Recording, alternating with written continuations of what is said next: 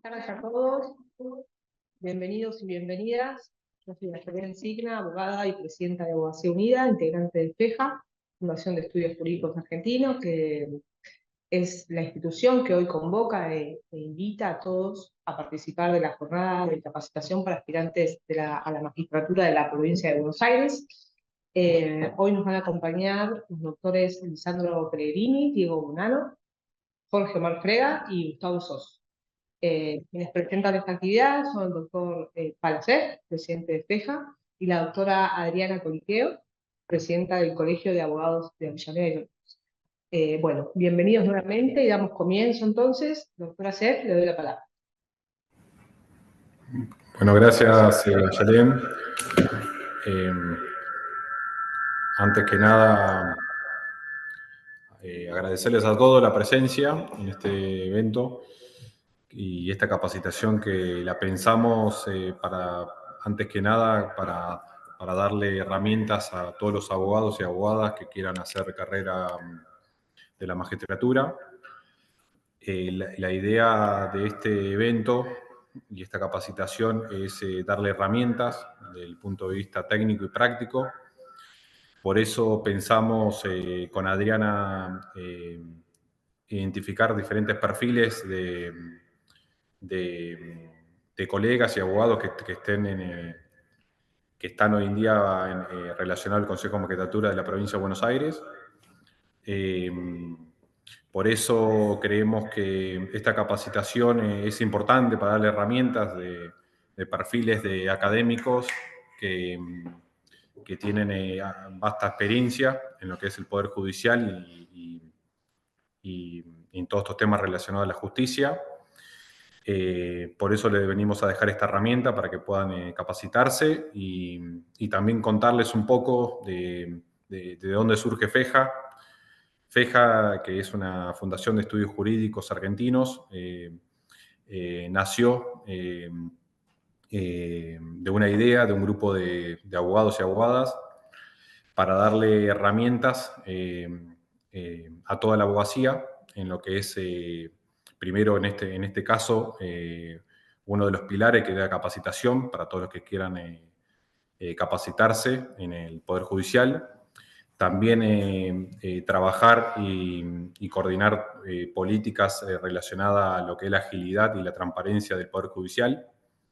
Creemos que esto es importante y hoy en día nosotros como abogados tenemos una responsabilidad y esta responsabilidad creemos que la podemos llevar adelante para poder darles herramientas a la ciudadanía para darle respuestas y ponernos también en el centro de la articulación con el Poder Judicial en todo lo que se pueda trabajar. También otra de las cosas que vamos a trabajar con FEJA va a ser diferentes informes de análisis del funcionamiento de la justicia. Este grupo de las fundaciones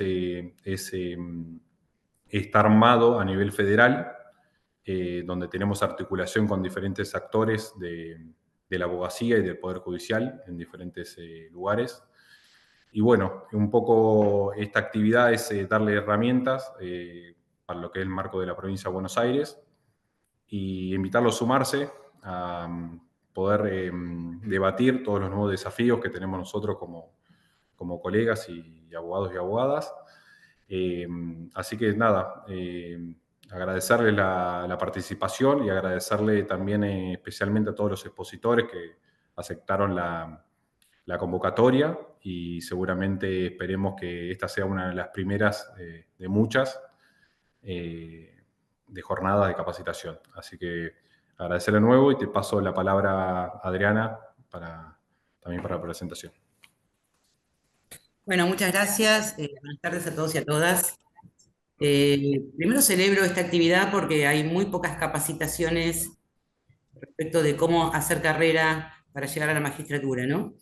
En su momento me convocó Palacef para disertar sobre el tema. Yo fui 8 años consejera de la magistratura, compartí espacio con el doctor Bonano, con el doctor Sos, con otra ley, ¿no? O sea, empezamos con un sistema que era diferente.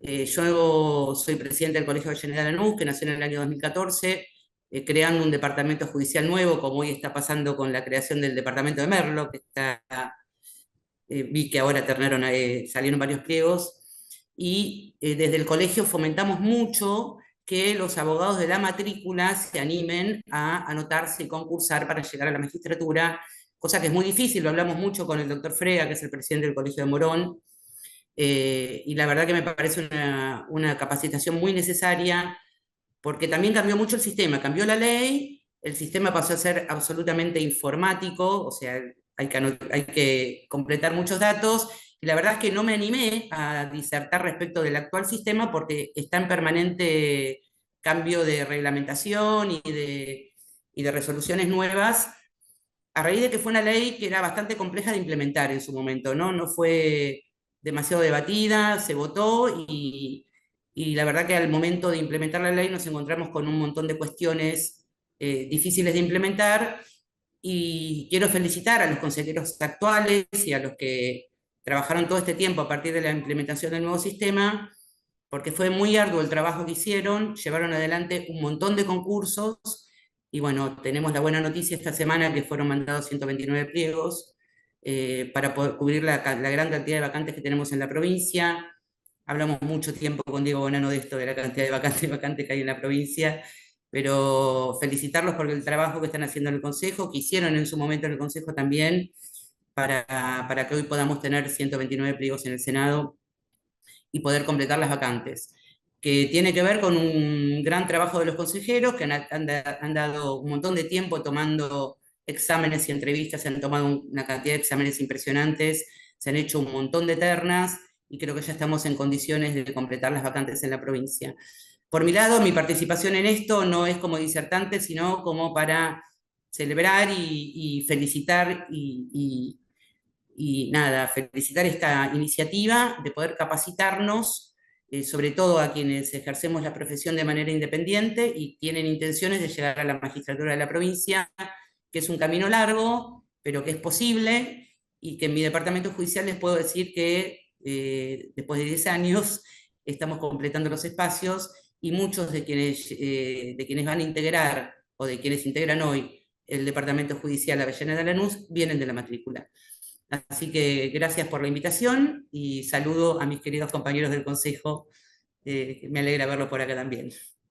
Lo presento entonces al doctor Jorge Omar Frega. Él es el presidente del Colegio de Abogados de Morón y consejero de la magistratura por el estamento de abogados, doctor en Derecho con orientación en Derecho Privado de la UCES.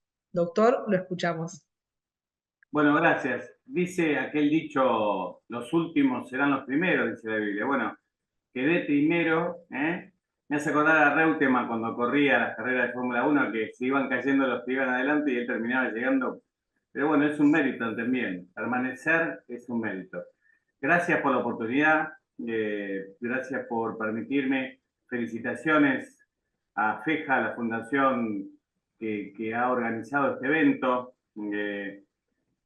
Agradezco también no solo a sus autoridades, sino a los que comparten conmigo hoy este panel y celebro, como bien dijo Adriana, la oportunidad de empezar a trabajar estos temas con los protagonistas que transitoriamente, como nos toca, somos nosotros, pero más protagonistas son aquellos que deciden tomar la decisión de emprender un desafío como es todo el proceso para llegar a ser ternado y luego, si los poderes ejecutivo y el Senado así lo acuerdan, llegar al cargo de la magistratura o del Ministerio Público que hayan decidido concursar. No es una tarea fácil. Quisiera decir solo como palabras introductorias, ya que soy el primero que toma la palabra de los oradores, que también es una tarea que requiere de compromiso en todo el proceso, de perseverancia, de confianza, de estudio, por supuesto, que es la coronación de todo un esfuerzo durante el ejercicio profesional en cualquiera de los espacios donde se toque desarrollar, que puede ser tanto el espacio del Poder Judicial o del Ministerio Público, como por supuesto el digno y el que más yo quiero porque es el que representamos, que es el del ejercicio libre de la profesión. Y por supuesto adhiero que tenemos que trabajar, y de hecho los colegios, como bien decía Adriana, estamos trabajando para favorecer la incorporación en los exámenes, en los concursos a abogados del ejercicio libre de la profesión, porque creemos que también ellos, que los hay muy buenos que han llegado a la magistratura, tienen que dar su aporte y tienen que componer parte del cuerpo de magistrados y de defensores o de parte del Ministerio Público. En ese sentido, la incorporación a la CIJUSO de un curso que es asimilable a la Escuela Judicial en cuanto a que está homologado, y la incorporación que también ha hecho la universidad muy cercana y muy querida para mí, que es la UNO, que tenemos aquí cerca y tenemos inclusive a su vicerrector y presente. Eso ha abierto puertas y ha acercado a muchos otros colegas que quizás les era más dificultoso acceder a la Escuela Judicial dependiente directamente del Consejo de la Magistratura. Por supuesto, esta charla venía con etapas planificadas para que la introducción fuera justamente la inscripción en el RIA y en el PODA. Y una vez superada esa etapa, el análisis de todos los elementos que un poco Diego nos iba a dar, y a mí me toca, y me voy a pegar a ello para no alterar y no inmiscuirme, pero tengan presente que me voy a dedicar a hablar del examen, mejor dicho, de la entrevista que se hace frente al Consejo de la Magistratura, al que se llega luego de superar dos etapas previas. La primera, por supuesto, cumplir con los requisitos necesarios para poder ser designado en el cargo que se postula, para ser juez, conforme a la Constitución, o para estar en el Ministerio Público.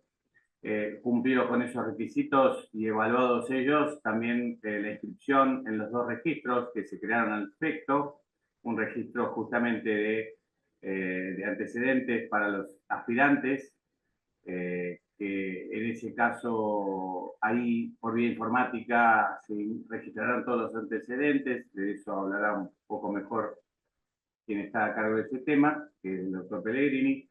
Y, por supuesto, estar en el sistema informático específico que también se creó al efecto, que es el PODA, que es el portal justamente destinado a la interacción entre el aspirante y el Consejo de la Magistratura. Luego también en ese registro, en esas inscripciones, supone entrar en el proceso de selección, que pasa primero por un examen. La evaluación tiene previstas en la ley tres fases: la fase del examen oral, la fase del examen escrito, y pasados estos dos, más la evaluación psicológica y psiquiátrica, también la fase de evaluación ante el Consejo en sí mismo en la entrevista personal. Entonces, para poder llegar a esta etapa, que es de la que me voy a dedicar a hablar ahora, debo haber superado las otras de una forma. Saben ustedes que por justamente una ley que suspendió, luego renovada en distintas oportunidades, se suspendieron los exámenes escritos previstos en la ley. Hoy solamente existen los exámenes orales, todavía, y por supuesto la evaluación de antecedentes profesionales, académicos, de ejercicio profesional, etcétera, etcétera, complementarios a los del ejercicio profesional, conforme a una tabla que ustedes tienen acceso y al que referiré en algún punto los puntajes generales para darle un poco más de ayuda a aquel que quiera orientarse en estas lides. Pero básicamente estaba previsto con un puntaje máximo de 100 para cada una de estas etapas: examen oral, examen escrito, antecedentes, ¿sí?, y entrevista. Al quedar suspendido, bueno, una de las formas de evaluación, uno de los puntajes quedó eliminado y suspendido para todos, que es el de la entrevista, el del examen escrito, que por ahora no hay intención de retomarlo, por una cuestión operativa principalmente, también un poco por que hay un convencimiento de que esta es una dificultad más que en algún punto creo que no debemos seguir sosteniendo, pero bueno, en este sentido estamos trabajando pensando en una reforma legislativa.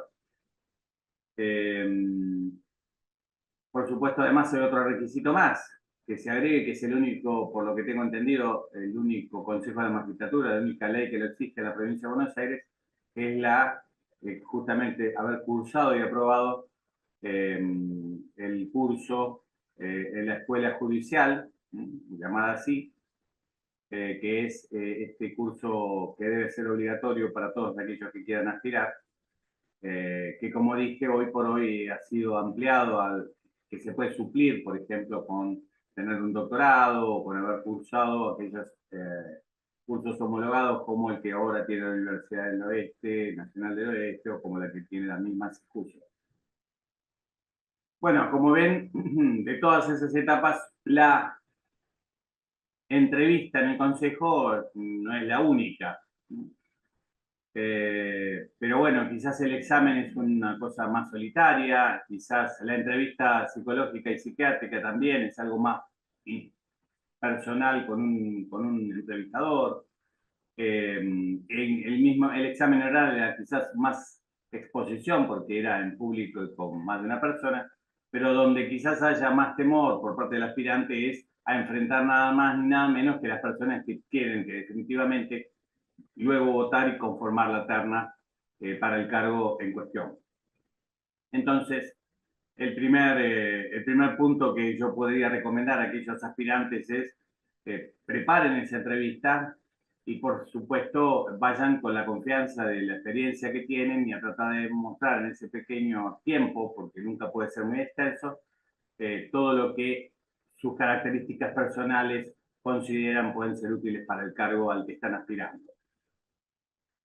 El artículo 21 del reglamento del Consejo de la Magistratura dice básicamente que esta entrevista individual de los postulantes, que por supuesto ya han aprobado la exposición oral y eventualmente si se retomara el escrito, dijimos que ya no, además hayan optado ya, porque ustedes saben que además los concursos se están haciendo por cargos, regiones, etcétera, etcétera.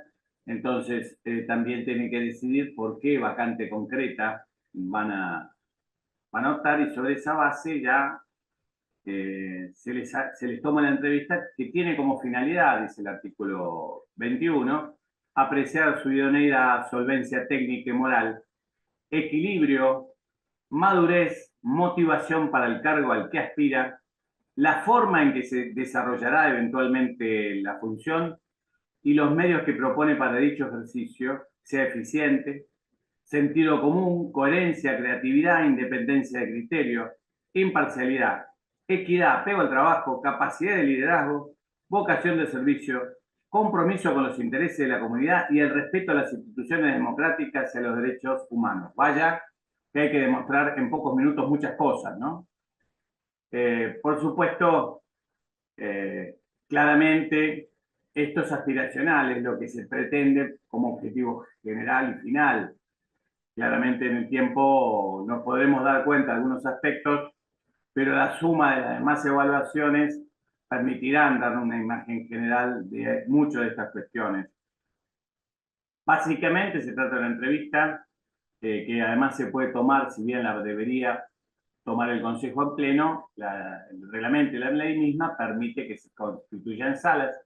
Esas salas, para mayor ecuanimidad y para tener una representación más efectiva, suelen estar integradas por representantes de cada uno de los estamentos. Y en ese sentido, en general, hay alguien que preside esa sala, que suele ser un miembro del Poder Judicial, o en su caso, la autoridad más alta, será el presidente o el vicepresidente, por supuesto, del cuerpo, la tomará él encabezará la sala. Esa entrevista permite a los consejeros que participan de ella hacer preguntas, por supuesto orientadas a estos puntos de los que estamos hablando. Pregunta María Laura Luchini si no hay más examen escrito. Está suspendido hace mucho tiempo y es aspiración por ahora mantenerlo así. Hoy por hoy están suspendidos por leyes respectivas los exámenes escritos por ahora. No, los escritos no, los orales. No, los escritos siguen, discúlpenme. Si alguien me preguntaba por el escrito, no, el escrito sigue. Es el único que se mantiene, el oral no, por ahora. El escrito sigue, si se entendió mal, pido disculpas. Por supuesto, las preguntas, como decía, van dirigidas, las preguntas de los consejeros irán dirigidas a evaluar estos aspectos de los que estábamos hablando.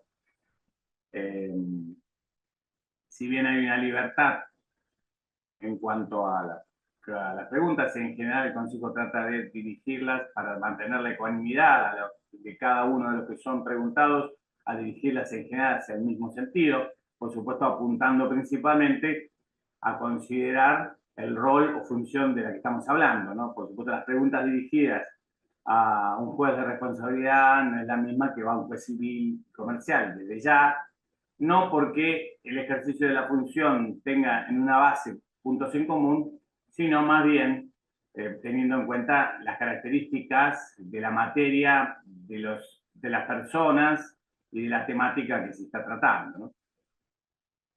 Hay una importante preocupación por el tema de género, también una importante preocupación en general por los temas de las cuestiones del respeto de las instituciones democráticas y en especial de los derechos humanos, que el reglamento impone, pero que además resulta razonable dada la función que está en juego, ¿no?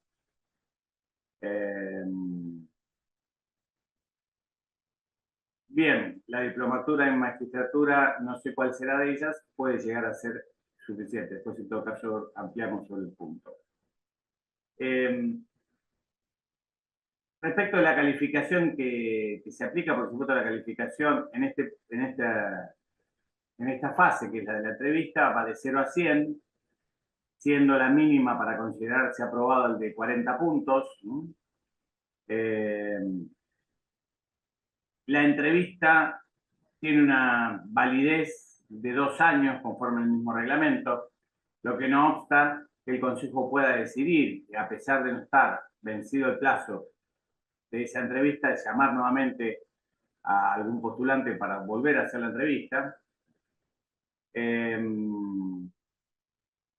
Y bueno, por supuesto, normalmente termina siendo, en cuanto a lo que tiene que ver con evaluaciones, termina siendo el final de todo el proceso de las distintas evaluaciones que venimos trabajando, y da, sumado a los demás puntajes, el puntaje final que habilita lo que se conoce como el orden de mérito, ¿sí?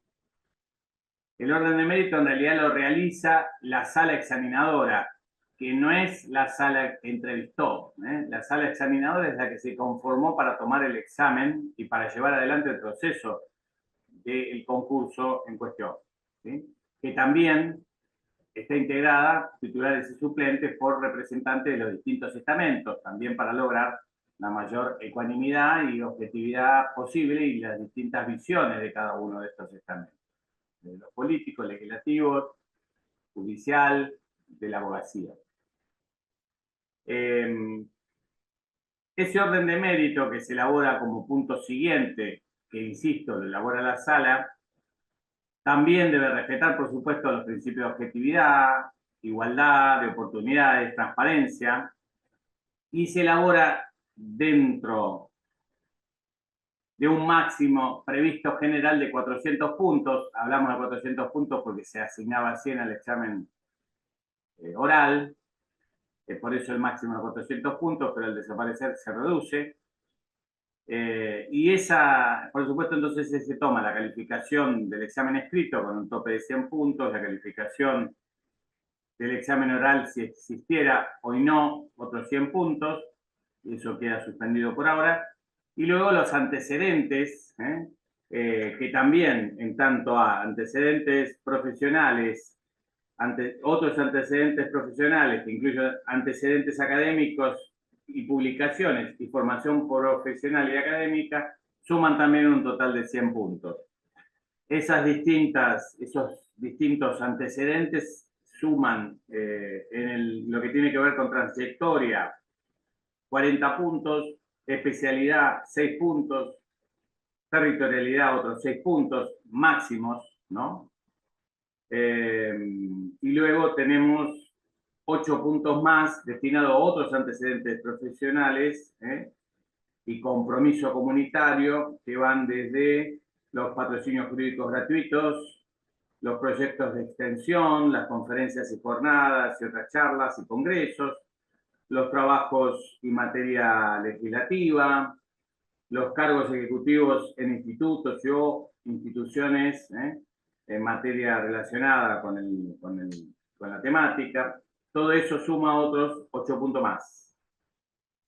Y los antecedentes académicos con publicaciones de la actividad docente o de las publicaciones, esos son 22 puntos más, y la formación profesional otros 18 puntos. Si sumamos todo ello, da un total de 100 puntos que son evaluados desde los antecedentes que el candidato, el aspirante, fue cargando legítimamente en el día. Hay una responsabilidad por parte del candidato, por supuesto, en no falsear información, en ser fidedigno con lo que dice, etcétera, etcétera.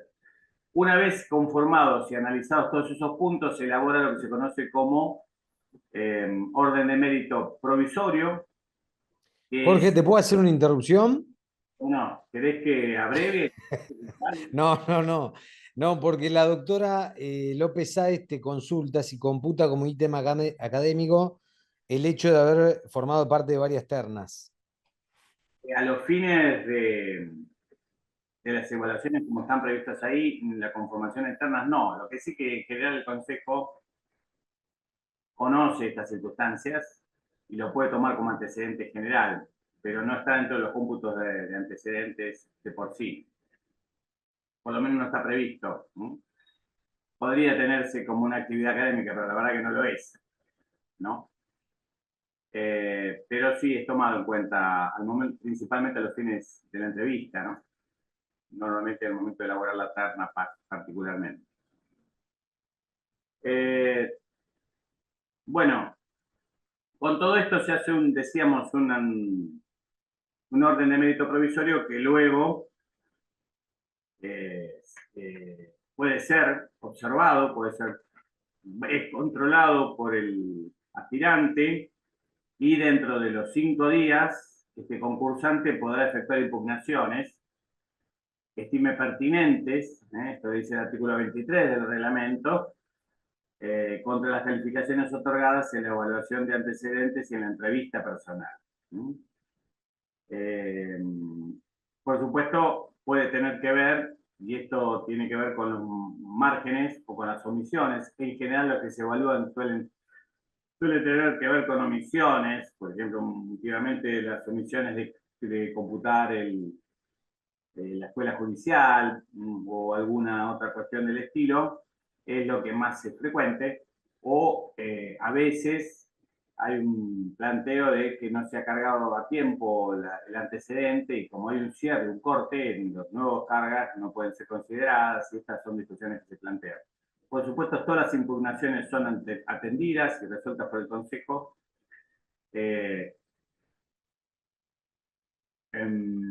Inclusive hay una sanción de exclusión por el plazo de 5 años, como decía, para aquellos inscriptos que hayan de alguna manera falseado o actúen con formas contrarias a la buena fe, a la ética, en el procedimiento concursal, ¿no? El procedimiento de concurso, que tiene que ver con algún tema que tenga que ver con falseamiento de datos o actitudes rayanas con la ética.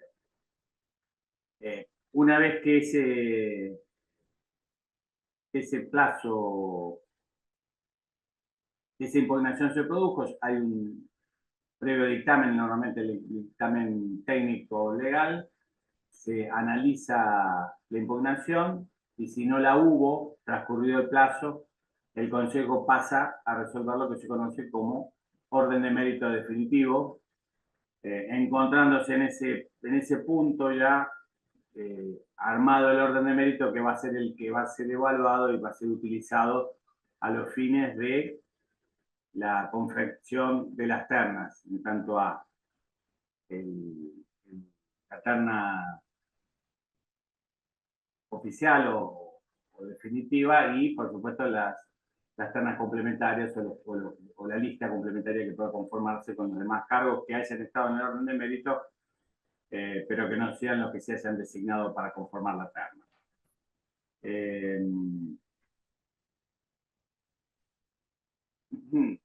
Estamos en un proceso de discusión y salvo opinión distinta, voy terminando. No sé cuánto tiempo tengo, si estoy bien o si ya creo que ya estoy con el tiempo utilizado. Nos quedan 5 minutos, doctor. 5 minutos nos quedan. Usa estos 5 minutos para decir 2 o 3 consideraciones de lo que está pasando con este aspecto en particular, no con todo el proceso, que también tiene sus discusiones, y que tiene que ver con la asignación de puntajes y con los criterios objetivos subjetivos relacionados con la conformación del orden de mérito.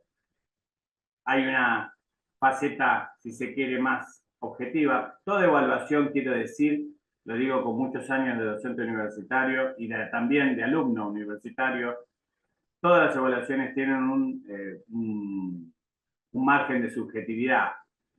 Es inevitable que eso ocurra. Somos seres humanos los que evaluamos y los que son evaluados también lo son. Así que cualquiera de estos puntajes tiene un margen de subjetividad, aún en la evaluación de antecedentes. Pero quizás el más objetivo de los puntos son justamente los antecedentes, que se tienen o no se tienen. Antigüedad en el cargo, cursos aprobados o no aprobados. Al evaluar ya la idoneidad técnica también tenemos quizás algún grado más de objetividad porque se trata de un examen sobre un caso y bueno, la forma de evaluar el caso también tiene un proceso técnico. La entrevista quizás sea de las 3 formas, la forma más subjetiva, con más margen de discrecionalidad. Y ello no obsta a su utilidad, porque también históricamente los papeles nos dicen muchas cosas, pero la relación personal, la semblanza de quien es entrevistado, la forma en que se comporta, el conocimiento personal, sigue siendo un margen de análisis muy importante. Por eso nosotros seguimos creyendo en este margen de discrecionalidad que tiene que ver además con la función técnica, pero también política que tiene el Consejo de la Magistratura, de la que no renegamos, y que tiene que tender a métodos objetivos de evaluación, pero que también no debe despreciar los aspectos de conveniencia, oportunidad, mérito, que son propios de los quehaceres políticos de representantes de distintos segmentos, pero que en definitiva son representantes de distintas partes de la comunidad. Entonces, en ese sentido, si bien se está trabajando para modificar algunos de estos aspectos, algunas cosas que no tienen que ver con la entrevista, como es la no exigibilidad de la escuela judicial o la no aplicación del examen escrito o la celebración de otra forma de examen, en fin, lo que tiene que ver con la entrevista también tiene que tener una valoración y estamos analizando si estos puntajes de valoración son los adecuados o no. Debo decir que mi experiencia de estos casi ya 3 años, no más, estoy diciendo mal, de estos 4 años, 5 años ya, miren, voy pateando años, hacemos eso los viejos, eliminamos años. No he visto casos de arbitrariedad. Siempre, por supuesto, la discrecionalidad se utilizó con el mejor criterio de objetividad, con el mejor criterio de ecuanimidad y tratando de darle oportunidades a todos los que las tuvieran y los que las merecieran. En ese sentido, la seriedad con la que se han tomado las entrevistas, el respeto con que se ha atendido a la persona que viene en una situación que siempre es compleja, como ser aspirante y venir a entrevistarse, creo que es intachable. No lo digo por mí, sino por todos las entrevistas que he presenciado, que son muchas. Así que aliento, si este es un taller para aspirantes, aliento a que sí preparen sobre la base de estos objetivos que impone la ley, el reglamento, que preparen la entrevista, que se preparen para la entrevista, que no los sorprenda lo que hay de parte de la sala y de los examinadores es la voluntad de escuchar y de intentar entender cuál es la situación y cuál es el perfil del aspirante, y de ninguna manera es perjudicarlo, todo lo contrario, siempre se lo alienta, porque el compromiso de quien tiene el deseo de ser magistrado o de ser parte del Ministerio Público no es solamente un compromiso puramente profesional, sino que es una vocación y hay que alentarla y hay que respetarla. Así que en ese sentido los exhorto a que se sumen, a que sigan participando. Todavía tenemos mucho por hacer en el Consejo. Y para terminar, y sujeto a las preguntas que haya ahora o después, agradecer de nuevo a los organizadores y quedar a disposición para lo que sea necesario. Muchas gracias. Muchas gracias, doctor Frega. Bueno, ahora voy a presentar nuevamente al doctor Diego Bonano, que va a ser el siguiente. Él es juez de primera instancia en criminal y correccional de Morón. Durante los años 2015 y 2023 se desempeñó como consejero del Consejo de la Magistratura de la Provincia de Buenos Aires, en representación de los jueces de grado o primera instancia, alcanzando la designación de vicepresidente de dicho cuerpo. Doctor, lo escuchamos con mucha atención. Muchas gracias. ¿Me escuchan ahora? Perfectamente. Perfecto.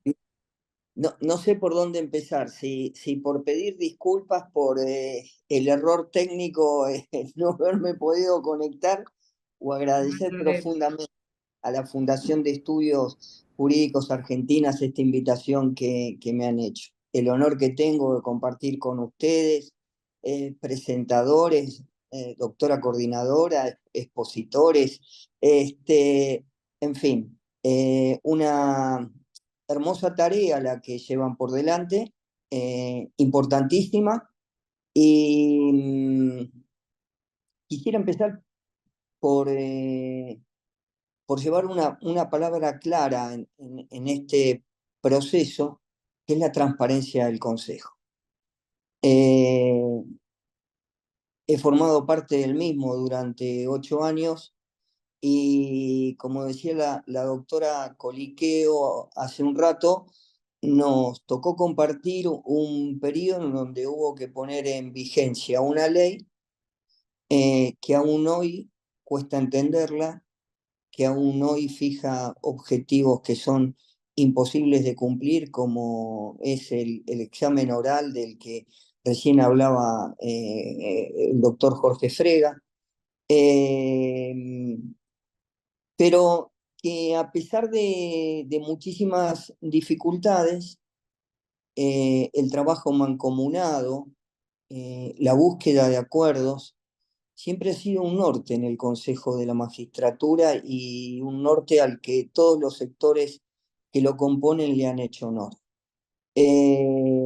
Entonces, la primera palabra que hay que llevarle a los postulantes es que pueden creer en un sistema que es transparente, perfectible, por supuesto, pero que es transparente y que trata de cumplir fundamentalmente con un mandato constitucional, que es el que se agrega a partir de la reforma del año 1994, en donde en esa década la Argentina entra en los sistemas constitucionales que reconocen los consejos de la magistratura.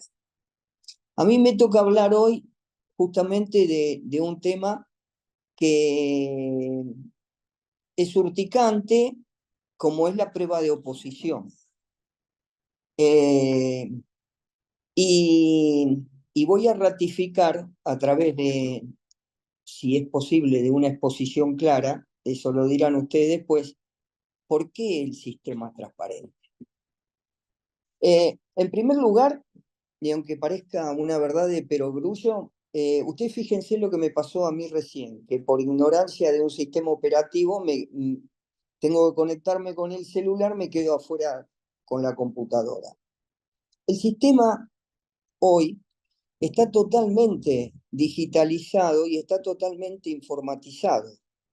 Ignorantes como yo de los sistemas operativos corren el riesgo de inscribirse mal o quedarse afuera de un concurso por no manejar adecuadamente los lenguajes técnicos. La verdad es que la página del Consejo está hecha para que cualquiera pueda leerla, cualquiera pueda entender cuáles son los requisitos, cualquiera pueda cumplir con los mismos. Pero es fundamental que ustedes entiendan que la inscripción a un concurso es un acto único del que hay que estar pendiente, al que hay que esperar la confirmación del área de evaluación y vacantes cuando uno lo hace, y del que hay que tener presente que una vez que uno elige un concurso en un departamento judicial o en una región, esa decisión es para adelante y para siempre. No admite retroceso. Yo puedo elegir presentarme en un concurso en las 5 regiones, y puedo renunciar después. Lo que no puedo es, después que aprobé el examen, intentar hacerlo valer para un departamento o para una región para la que no me inscribí. Este es un dato a tener muy en cuenta por el postulante. Recién el doctor Frega hablaba de los antecedentes relevantes que hay que tener en cuenta para la hora de la inscripción, y me voy a permitir ratificarlos. Evidentemente, tanto la actividad académica de ser un profesor en una universidad como el tener un título de posgrado que va desde el doctorado, pasa por la maestría, pasa por la especialización y termina en una diplomatura, tiene un peso importante a la hora de sumar el puntaje que después hace que un postulante pueda ingresar en el orden de mérito para ser ternado. Con lo cual, es necesario que se entienda que la carga de esos antecedentes generalmente coincide con el llamado a inscripción. Muchas veces el Consejo toma un tiempo para que los postulantes actualicen antecedentes, pero lo que debe tener en claro el postulante es que las reglas del juego tienen que ser claras para todos los concursantes, y que volver a reabrir los tiempos para cargar carga curricular se hace exclusivamente para todos los concursantes que estén en ese concurso, para todos los postulantes de todos los concursos del Consejo, por el periodo que el Consejo fije. Entonces, es importante que cuando se inscriban, todo aquello que tengan lo hagan valer, porque puede ocurrir que pase un año calendario para que recién se abra la carga de esos antecedentes nuevamente. En cuanto a la prueba de oposición, lo primero que hay que poner en claro es que no hay un temario al cual al Consejo se le haga valer al postulante para ese examen. Hay un programa que está publicado en la página del Consejo, y un programa que suele ser hiper abarcativo de lo que es la materia. Pero, dicho lo cual, yo los invito a pensar cuál es la lógica que predomina en los exámenes que toma el Consejo de la Magistratura. Ustedes piensen que es un examen determinante para medir la capacidad que tiene el postulante para el cargo.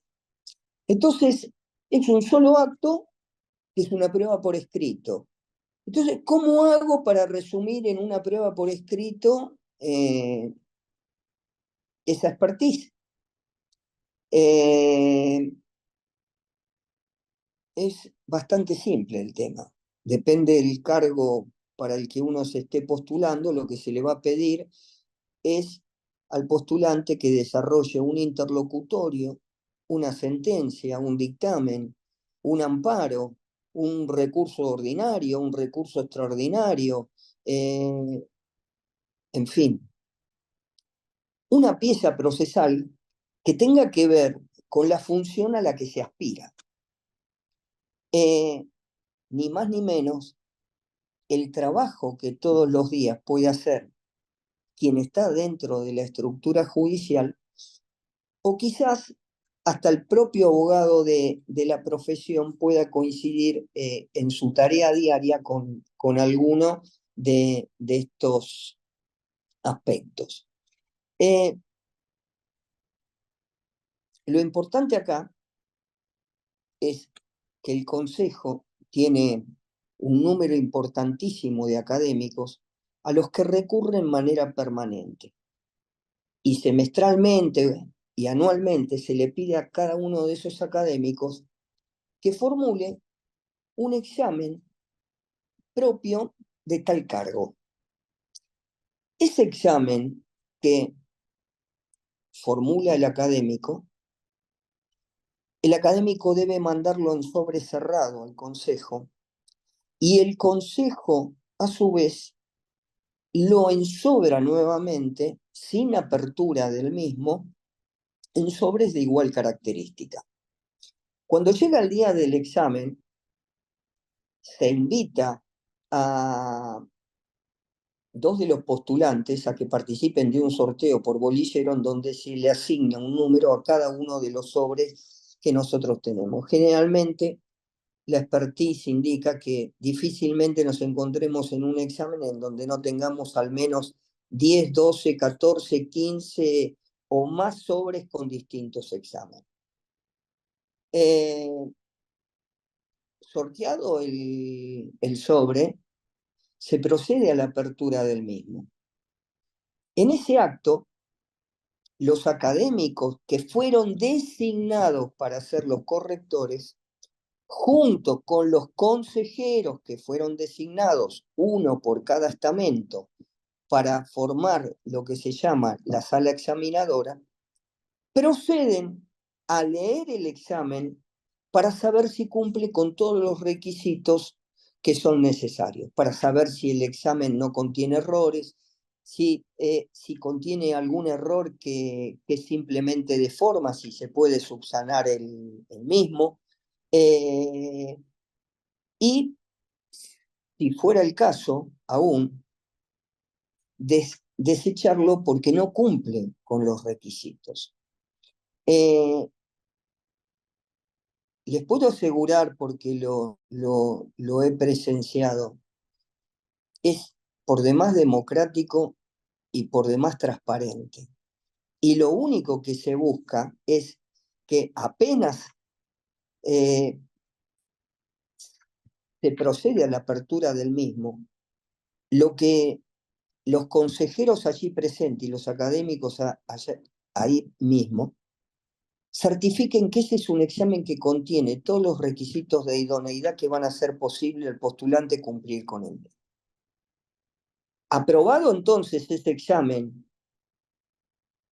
se les comunica a los postulantes que se aprobó el mismo, se hace la carga informática y se les da las indicaciones que los consejeros académicos, en este caso, entiendan que son pertinentes para el desarrollo del examen. Si hubiera alguna pregunta por parte de los postulantes, la respuesta de los académicos siempre es a viva voz para todos los postulantes.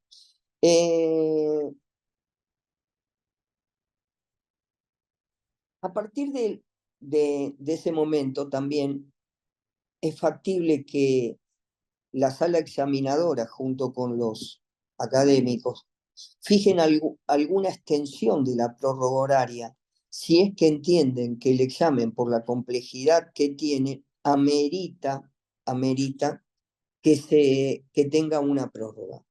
De todas maneras, el tiempo que se fije para acabar con el examen es un tiempo que no admite prórroga luego, y todos los postulantes deben entregar el mismo antes o con la finalización del tiempo que se les dio para realizarlo. La corrección de los exámenes es un acto que está reservado en primera instancia a los consejeros académicos. Son los consejeros académicos que a veces, generalmente son dos, pero he participado de muchos exámenes en donde los consejeros académicos fueron 3, 4 y hasta 5. ¿Por qué? Por la cantidad de postulantes que había inscrito. Son ellos los que tienen la primera lectura de los exámenes y los que se ponen de acuerdo en una puntuación. Ya vamos a hablar de cuáles son los objetivos de la puntuación. Pero lo cierto es que una vez que los académicos en su totalidad refrendan los puntajes, los elevan a conocimiento de la sala examinadora. La sala examinadora, recordemos, un consejero por estamento, uno por el legislativo, uno por el ejecutivo, uno por los abogados, uno por el Poder Judicial. Fecho lo cual, los consejeros ratifican o no el puntaje que dieron los académicos. En el caso que lo ratifican, este informe evaluativo es elevado al Pleno para que el Pleno lo ratifique. Si el Pleno lo ratifica, entonces en ese acto se ordena la publicidad de quiénes son y a quién corresponde la identidad de los exámenes, y esto es lo que permite que cada postulante después pueda impugnar o no el resultado. Si hubiera una impugnación, lo que el postulante debe tener en claro es que el agravio que exprese de ninguna manera debe identificar quién es.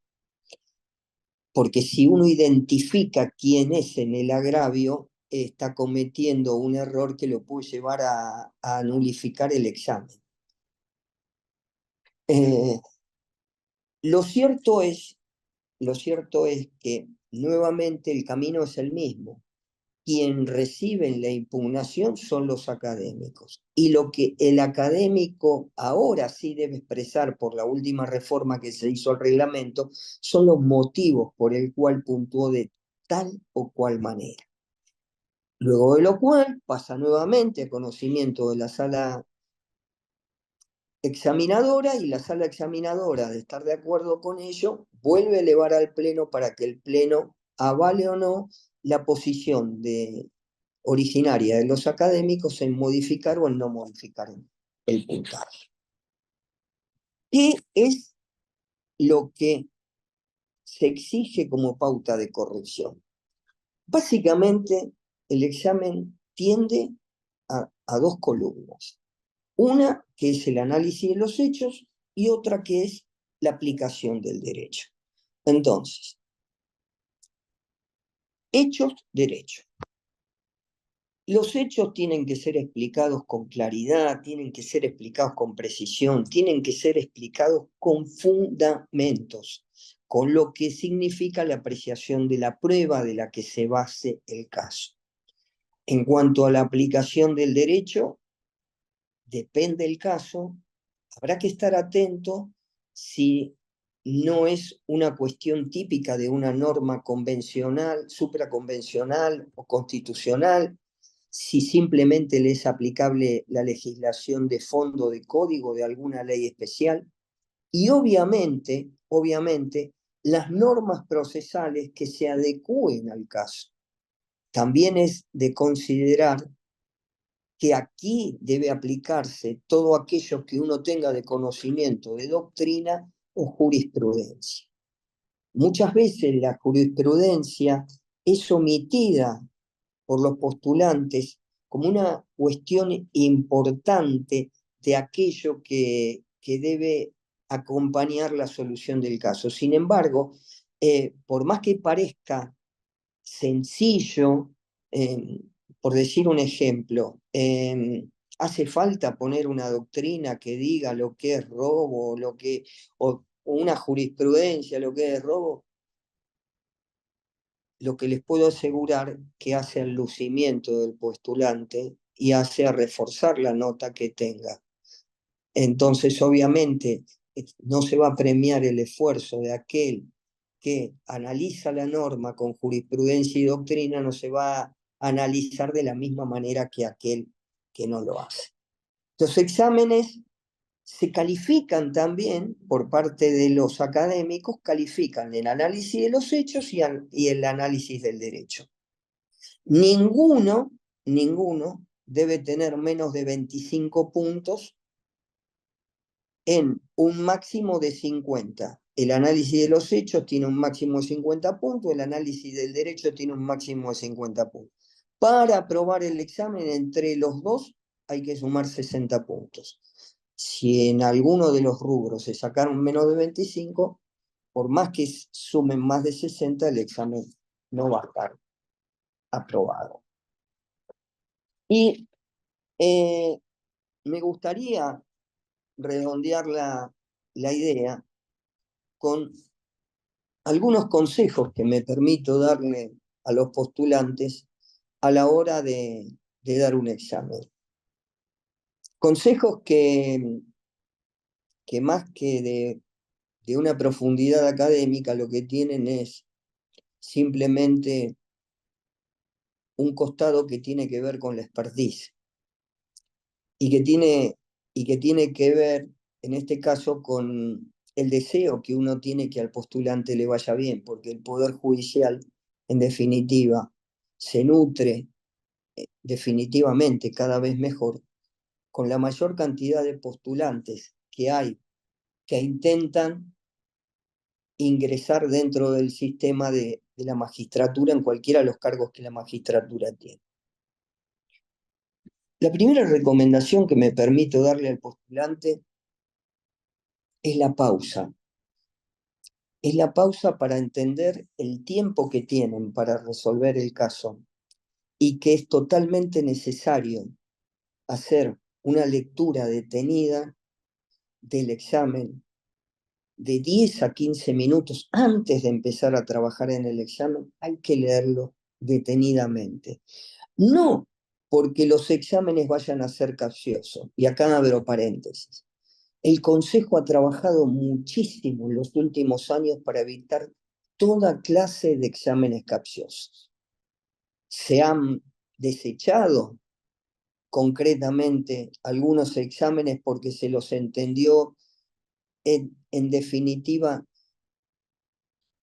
sumamente capciosos o, permítanme decirlo en otros términos, no cumplían con los requisitos que estábamos buscando para la expertise del cargo.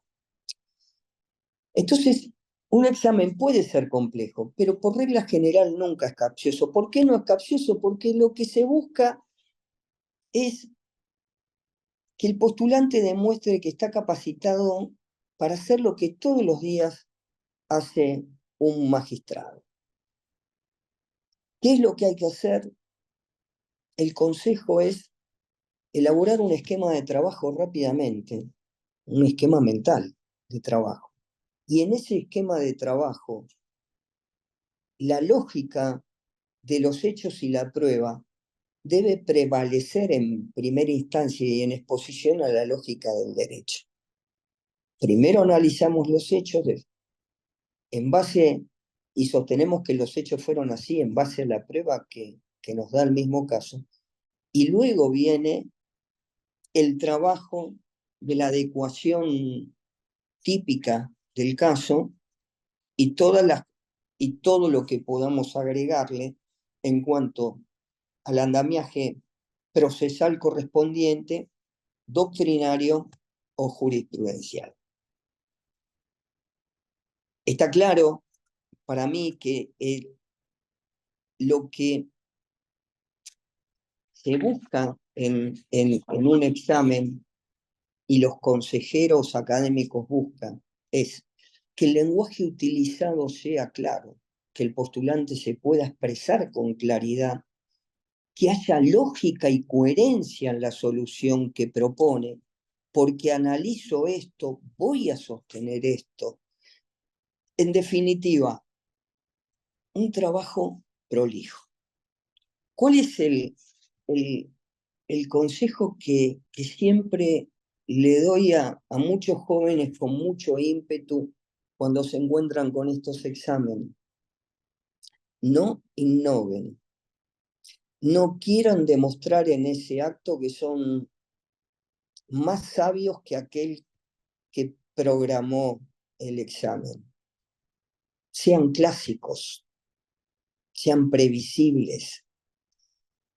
No dejen el momento de la creación de una nueva corriente de pensamiento para el momento en que tengan el aplomo de haber sido magistrado primero. Pero no lo hagan en un examen porque no conduce a aquello que uno está buscando, que es un magistrado que sea previsible. Porque el sistema se alimenta, más allá de la innovación que siempre renueva, el alimento básico del sistema es la previsibilidad del mismo. Entonces, sean clásicos a la hora de resolver. Cuentan con una ayuda fundamental que es poder llevar bibliografía al examen. Diego, perdón que te interrumpa. Justo hay una consulta de la doctora María Virginia Arena que pregunta si se puede tener acceso durante el examen a jurisprudencia o doctrina para citar. Sí, Lautaro. Y está buena la pregunta y iba justamente a eso. Lo que el Consejo no ha resuelto, y es muy difícil de tener presente, es la conexión por Internet. Es decir, uno puede llevar, y permítanme que sea muy específico en esto, uno puede llevar los libros o puede llevar el papel fotocopiado. ¿tá? Lo que no puede llevar es una tablet, lo que no puede llevar es un pendrive con la información, porque es difícil de... Un pendrive puede poner en jaque la red o poner en jaque el sistema operativo. No tenemos forma de controlar cuál es la comunicación que hay si uno, por ejemplo, llevara una tablet, si uno llevara un celular para comunicarse, pero sí no hay ningún problema que uno lleve los libros y las jurisprudencias o doctrinas que quiera fotocopiar. Y acá es donde viene el otro consejo. Aprovechen esto. Tengan en cuenta cuál es el examen que van a rendir. Tengan en cuenta cuáles son los temas más claros en los que la Corte se ha expedido respecto de estos temas. Tengan en consideración, si es una cuestión penal, los pronunciamientos de la casación penal. Nada impide que lleven el último fallo que fijó la jurisprudencia en el homicidio en ocasión de robo, la jurisprudencia respecto de la reincidencia, en fin, en materia civil, que es lo último que la Corte dictaminó en materias de adopciones, en materias de contratos, en materias de resarcimiento. En definitiva, utilicen el conocimiento que tienen de un tema para llevarlo. Ténganlo clasificado. Utilícenlo al momento del examen. Tengan en cuenta que no por copiar un fallo, por decirlo de alguna manera, no por copiar 25 renglones de un fallo, el académico va a decir que lo aplicaron bien al caso. Es importante que citen el fallo y que citen lo fundamental del fallo, pero es importante que lo vinculen con lo que ustedes vienen diciendo en el examen.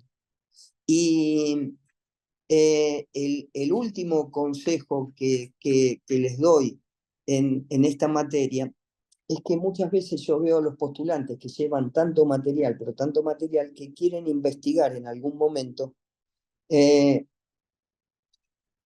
y salir de una duda entre un pensamiento jurídico otro, y la verdad el momento no es adecuado, porque el tiempo que se les da para hacer el examen es el justo y el necesario.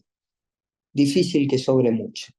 Entonces, muchas veces intentar estudiar un tema durante el examen lleva a una pérdida de tiempo que después se trasluce en el resultado del examen. Sigan más la corazonada muchas veces de lo que le parece, si es que el tiempo no los va a acompañar. Estos son algunos aspectos que yo creo fundamental para poder dar un buen examen. Ustedes piensen que lo que uno está buscando en el postulante es el aplomo necesario. El lugar donde ustedes elijan llevar adelante el cargo de magistrado para el que concurse, sea un magistrado del Ministerio Público, un magistrado de la jurisdicción, requiere no solo de conocimiento, requiere de sensatez, requiere de lógica, requiere de aplomo. El examen es un buen momento para demostrar que ustedes tienen estas condiciones. De allí que es tan importante tomarse una pausa antes de resolver y mejor utilizar el tiempo para tratar de lograr el objetivo.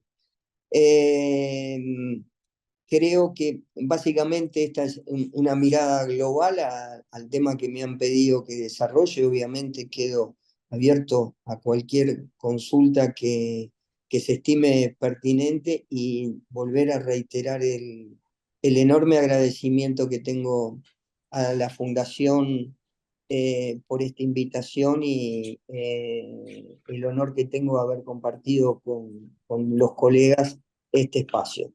Obviamente quedo a disposición de todos. Muchas Bueno, gracias. Diego, gracias.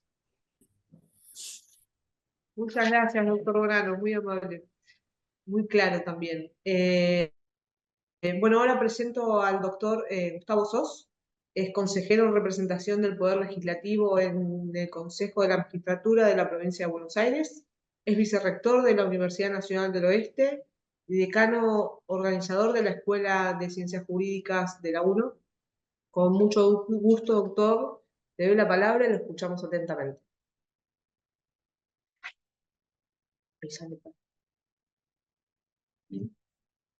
Doctor Sos, no sé si nos escucha.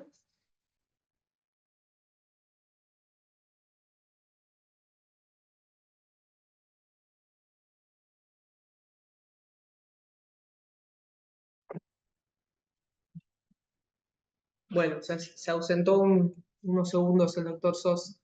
Vamos a esperarlo.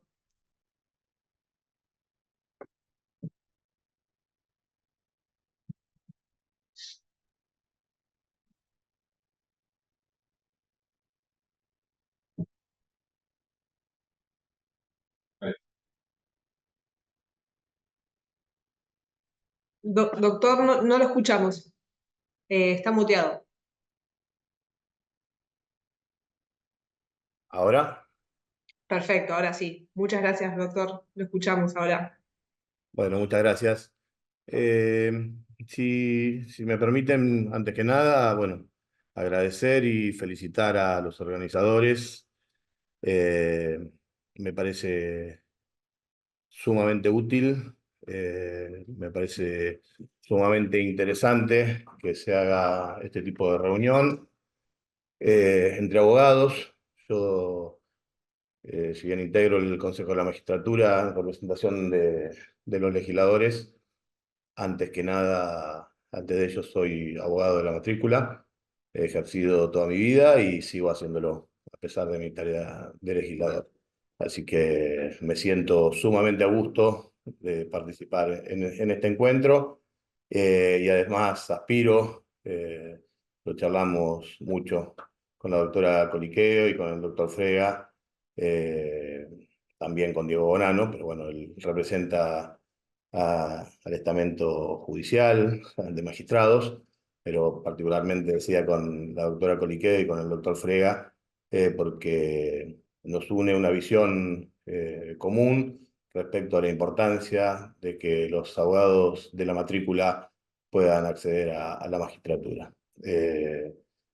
Simplemente porque los abogados tenemos la visión del otro lado del mostrador, y el ejercicio de la magistratura merece tener esa visión, la del abogado, que si bien hoy ha cambiado, porque hoy los sistemas permiten no tener que estar haciendo colas en los tribunales y acercarse a la mesa de entrada, sí a veces sufrimos un montón de vicisitudes que se nos presentan en la Administración de Justicia, y que nadie mejor que nosotros, los abogados que ejercemos la profesión, conocemos.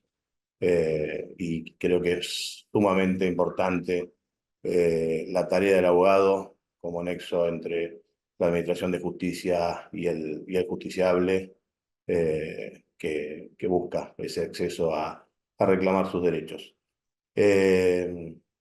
Así que, bueno, nuevamente felicitaciones a quienes desde la asociación han tomado esta iniciativa. Gracias particularmente a Lautaro Venezuela, que fue quien me ha invitado. Traerles también una disculpa del doctor Pellegrini. Bueno, me ha mandado un audio telefónico y me pidió que transmitiera las disculpas porque, bueno, lamentablemente ha tenido un percance de salud su madre y, bueno, a último momento le impidió estar acá con nosotros. A mí me toca hablar sobre quizá la parte más subjetiva del proceso de selección de magistrados o la parte más política de la selección, del proceso de selección de magistrados. Pero si me permiten, intentando suplir en parte, obviamente que no lo voy a poder hacer de la forma que lo hubiese hecho él, el doctor Pellegrino, pero también muy brevemente, quisiera hacer un raconto de la visión que tenemos sobre el proceso histórico de la selección de magistrados. Decía Diego que es un proceso virtuoso, donde realmente hay que tratar de correr cualquier tipo de suspicacia, porque realmente es un proceso transparente, y comparto absolutamente lo dicho por él. Pero además quiero destacar también los procesos históricos, y que reivindican quizás la visión sobre la temática de la política, de los legisladores y fundamentalmente de los constituyentes.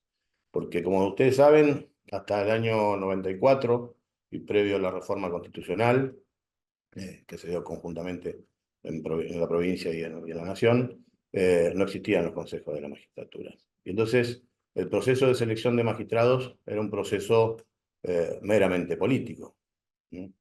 Había una propuesta de determinado letrado, determinado abogado, para que después el Senado sea quien diera su acuerdo, su aprobación. A partir de la creación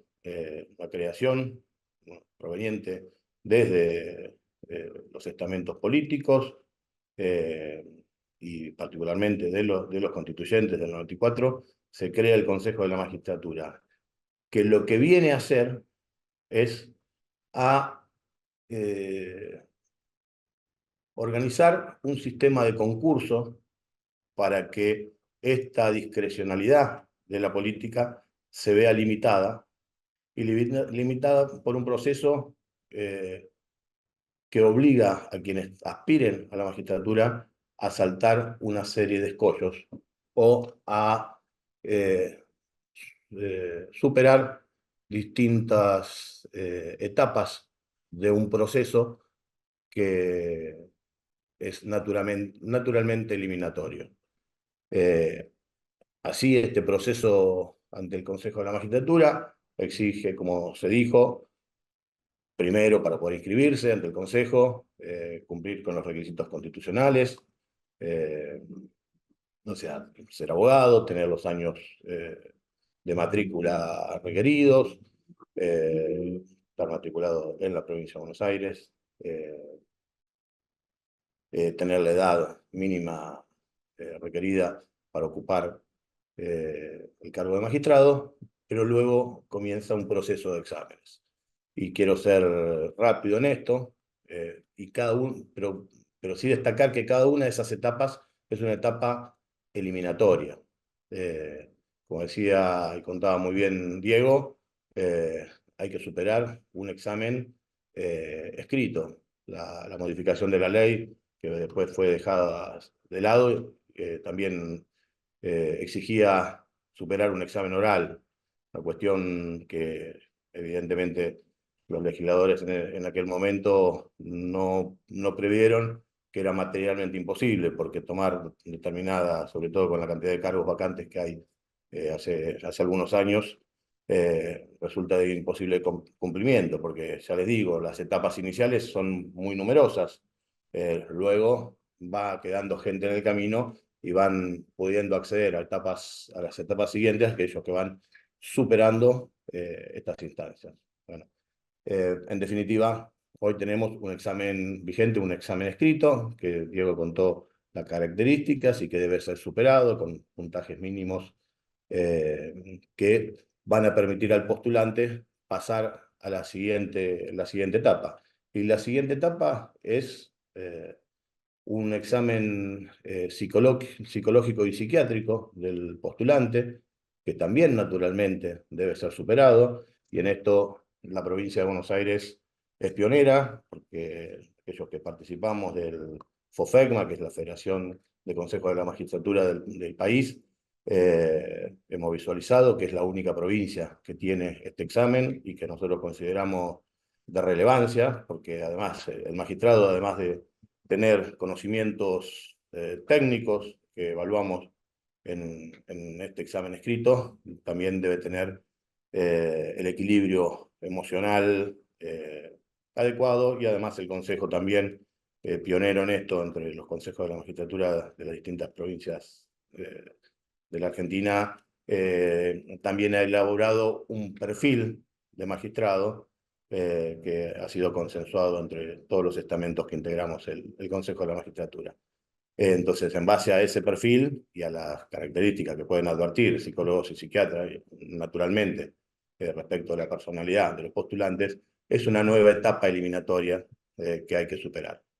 Y además de ello, hay un concurso de antecedentes que tiene que ver con los antecedentes académicos, laborales, de cada uno de los postulantes, que otorga un puntaje, como ha dicho el doctor Frega. Y a partir de todo ello, queda una nueva instancia, que es la entrevista personal, que también, como dijera el doctor Frega, quizás es una etapa que tiene algunas subjetividades, pero subjetividades que están con contrapeso y controladas naturalmente, porque siempre en el momento de la entrevista van a haber representantes de los distintos estamentos que integran el Consejo. Y también, si bien no es, podría serlo, habitualmente no lo es, una etapa absolutamente excluyente, sí lo es la última etapa, que es la que hace una conjunción y otorga un puntaje de todas estas etapas anteriores, y es lo que determina un orden de mérito.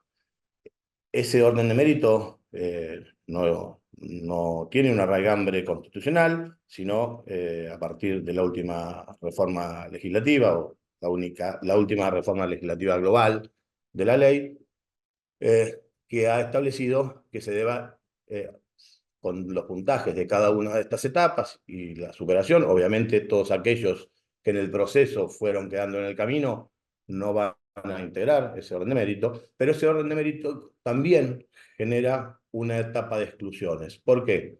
Porque va a ordenar puntajes objetivos de cada uno de los postulantes, pero también va a dejar un margen de decisión a los consejeros, porque no nos obliga, y esto así está en la reglamentación, a que la terna sea conformada con el primero, segundo y tercero, sino que tiene un determinado margen, y esto tiene una explicación, porque parecería que si no, que superamos etapas objetivas, pero después llegamos a una etapa política, discrecional del Consejo, y en esto hay discusiones, pero sí quiero dar mi opinión personal.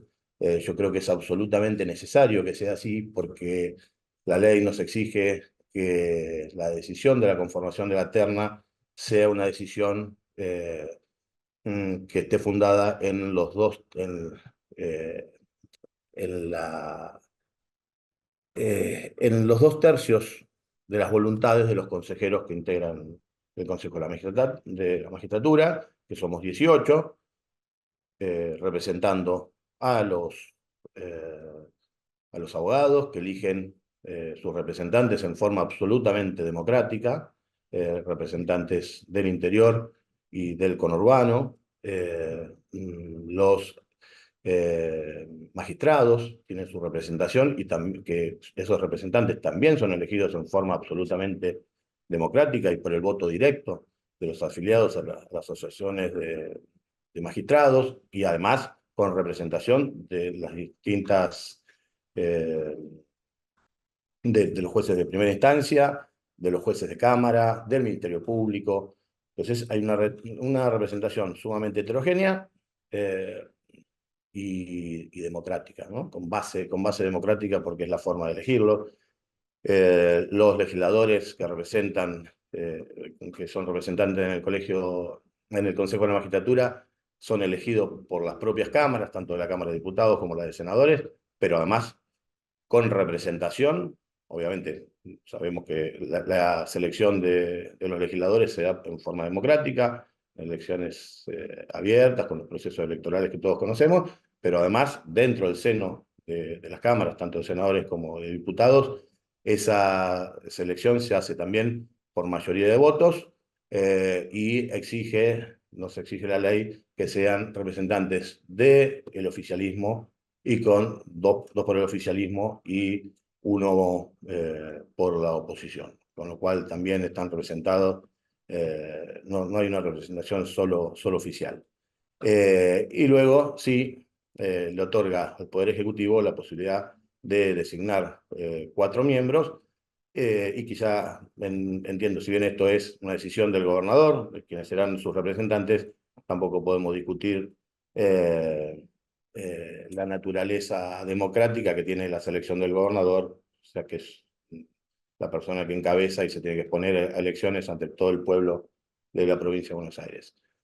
Bueno, dicho esto, recordando la conformación, de esa conformación tan heterogénea, debe lograrse la anuencia de 2/3 partes para poder, bueno, además se exige, digamos, la presidencia del Consejo de la Magistratura está ejercida por el presidente de la Corte, y esto es rotativo en forma anual.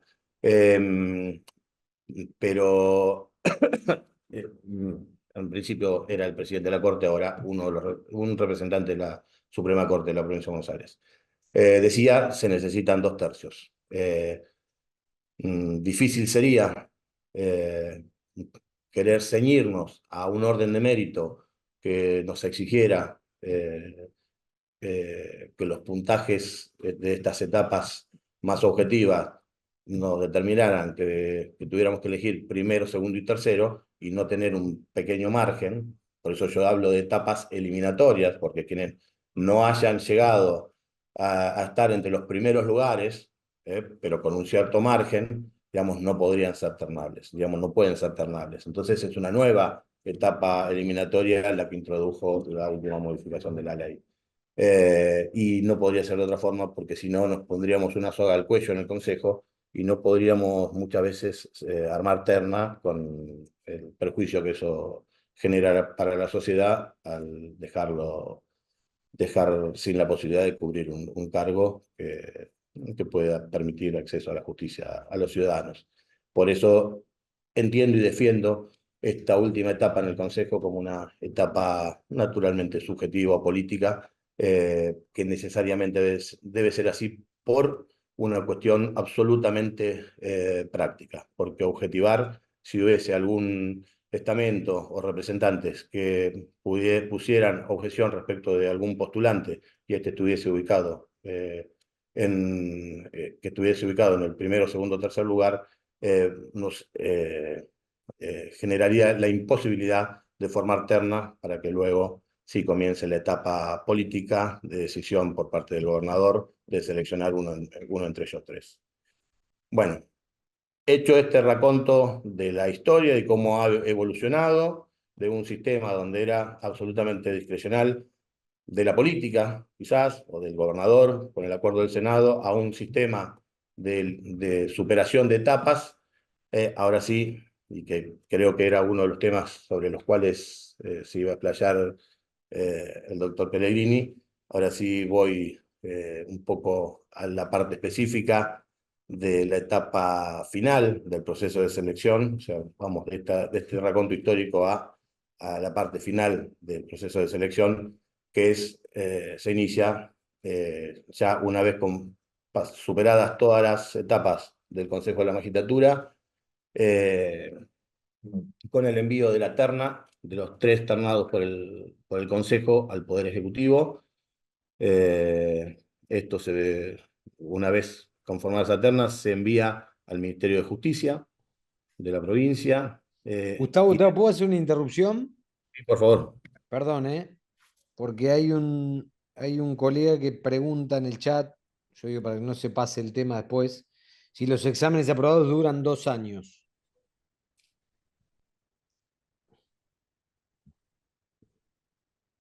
Sí, los exámenes duran 2 años, pero digamos, lo que se ha hecho con digamos, el proceso cambió a partir de la sanción de la nueva ley. La nueva ley lo que generó es que lo que intentó es generar una bolsa de candidatos a la magistratura. Entonces, intentaba esta ley y que ante la situación de que se produzca una vacante, digamos, ya existieran preseleccionados magistrados. Esto en la práctica, digamos, no se dio y se fue volviendo al sistema anterior, vía reglamentación y por cuestiones de necesidad prácticas, de que se seleccione y se llame a concurso por vacante. A partir de las vacantes informadas por la Corte, se llame a concurso. Con lo cual, esos concursos están en función de la vacante para la que se llamó. ¿Tienen una duración? Sí, pero ha quedado desvirtuado lo que antes se llamaba el artículo 21, tener un examen y dejarlo en el tiempo. Entonces, tener un examen aprobado para como creo que lo decía Jorge, lo explicaba, o Diego, no sé, uno de los dos, tenerlo aprobado y querer hacerlo valer para un examen para el que no se inscribió, digamos, encontraría un obstáculo. Entonces, como recomendación, siempre inscribirse para todos los departamentos y inscribirse particularmente en cada concurso. Estas situaciones que han quedado ambiguas se van resolviendo por vía de reglamentación y también en cada caso en particular si fuera la misma especie, el mismo examen, demás. Pero en principio es buena la pregunta porque sí ha quedado esto de la validez temporal de los exámenes, pero se está tendiendo a que nuevamente el examen sea por cargo y para donde uno se inscribió. Entonces, si lo tiene aprobado para una materia específica y esta se convocara nuevamente, puede hacerlo valer.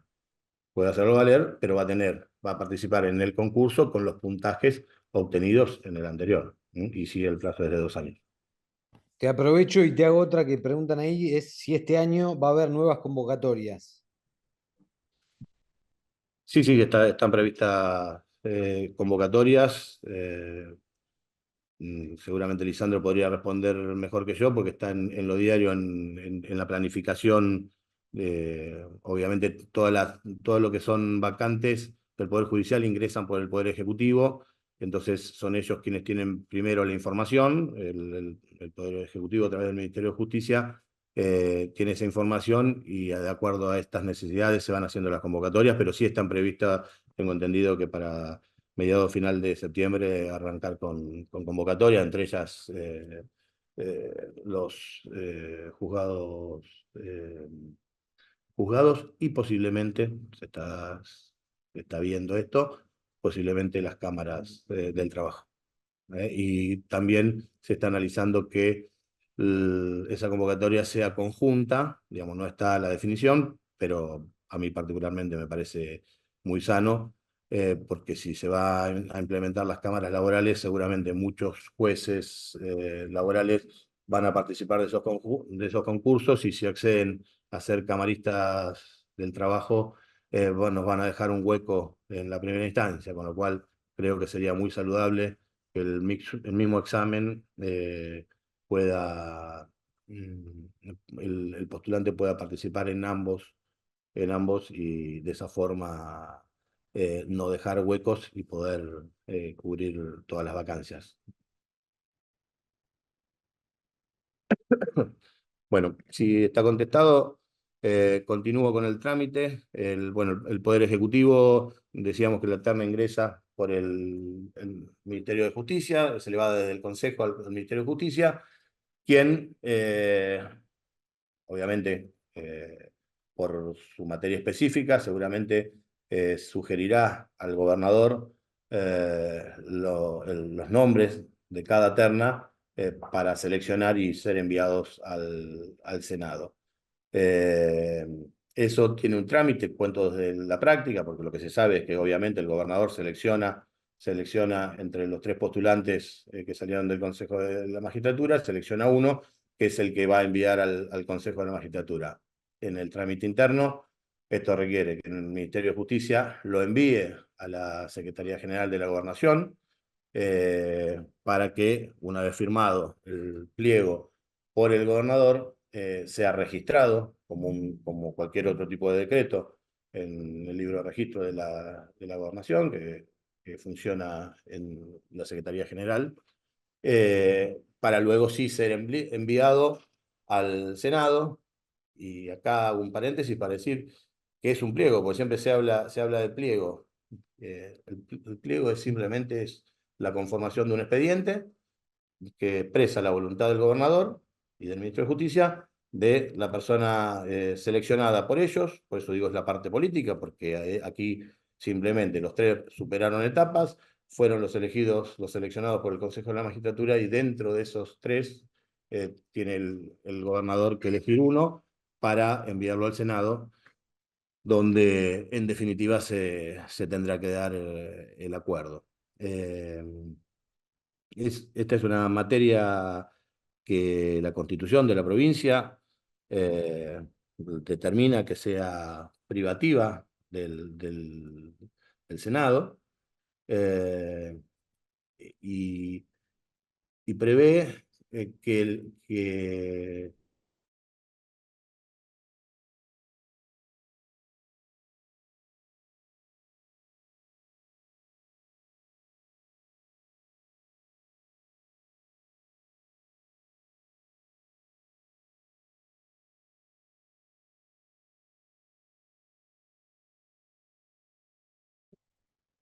Me parece que se cortó, ¿no? Se le cortó al doctor. Pareciera que sí. Sí, sí, sí, pareciera que sí. ¿Y qué hacemos? Esperamos un segundito, a ver si retoma. Mientras podemos ir contestando algunas preguntas. Ahí están Está. preguntando si los concursos son solo para magistrados, sí, jueces, defensores y fiscales.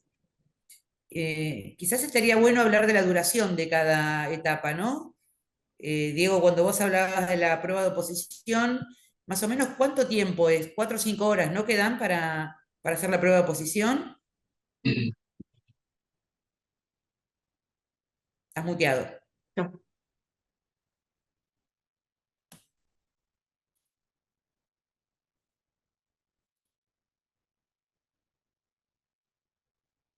Cinco horas, ahí está, sí, más o menos. Yo estimaba. ¿Ahora se me escucha? Sí, Bien.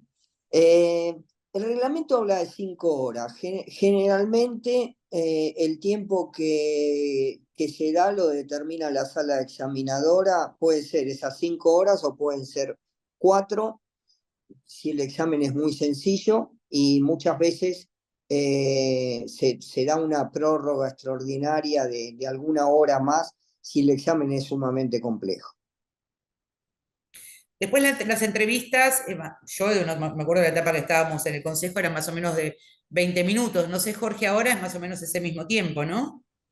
Sí, hemos tenido un cúmulo de entrevistados Enorme. por la cantidad de vacantes, por el retraso que se había generado durante todo el periodo de la pandemia, del que a la salida encontramos un cuello de botella, de la cantidad de vacantes que se habían generado y los concursos y exámenes. Pasamos una etapa que Diego recibió el último coletazo, yo creo, de una etapa de saturación, de mucho examen, de mucha entrevista en consecuencia. Entonces, en teoría andan en los 20 minutos. Lo que pasa es que a veces era tal la cantidad de gente que podía ser un poquito menos.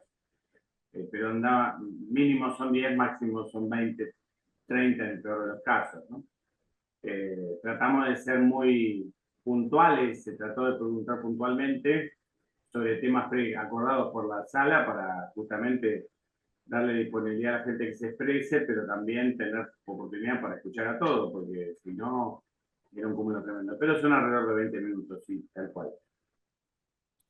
Y cuando yo siempre reitero, mientras entra Gustavo, que capaz que no fui claro cuando decía preparen la entrevista a los aspirantes, que tengan presente, como Diego decía, busca lo último que hay en jurisprudencia, si vas a hacer un examen, bueno, fíjate qué es lo último que está pasando, cuáles son las dificultades que está pasando ese fuero. Si es el fuero penal, seguramente tenemos un problema con el sistema carcelario. Si es el fuero civil, tenemos un problema con el régimen de actualizaciones. Nosotros los abogados siempre vamos a pedir que nos digan cómo van a tratar nuestros ¿Cómo van a honorarios. regular? Claro, exactamente, sí. ¿Cómo van a aplicar la ley de honorarios? La respuesta Ahí es no. lo Gustavo, parece. Ah, sí, Gustavo, le volvemos a Gustavo. Dale, Gustavo. Ah, está todavía ahí conectándose. Sí, Jorge, si me permitís y reforzando lo que vos decías, por supuesto que no solo hay que tener en cuenta lo que el abogado va a preguntar sobre la ley de honorarios. Lo digo como magistrado, hay que tener en claro que hay que cumplir con la letra de la ley. ¿Tá? Los jueces estamos para cumplir con la letra de la ley. Si nos gusta o no nos gusta es otra cuestión aparte.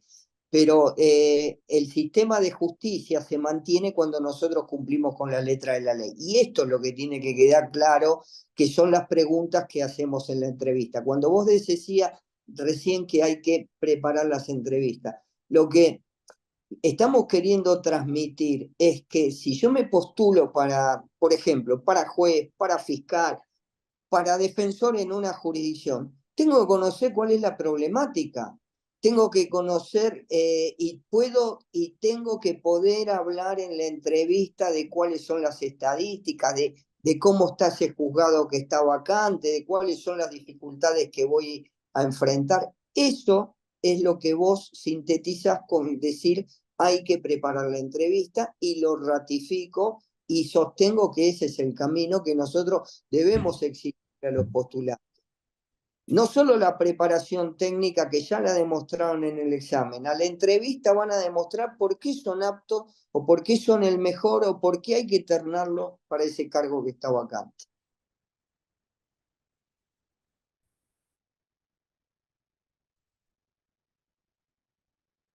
Coincido plenamente, Diego, totalmente. Esa es la idea.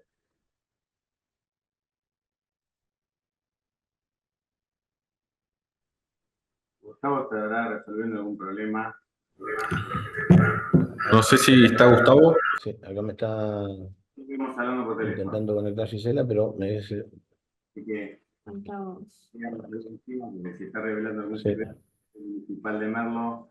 me están tratando de resolver, pero no sé qué pasó, se cortó de golpe, pensé que se había cortado todo, no sabía si era yo o no. El Senado. Sí. Ahí se te Sí, escucha, ahora Gustavo. termino con el celu.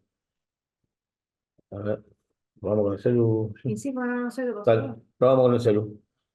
Dale, dale. Gracias. Ahora Gustavo, ¿nos escuchás ahí? ¿Con el celu? se escucha bien, ¿eh? Ahí se escucha. Estoy en los dos. Ahí se Que me escucha, ahí se vean. escucha.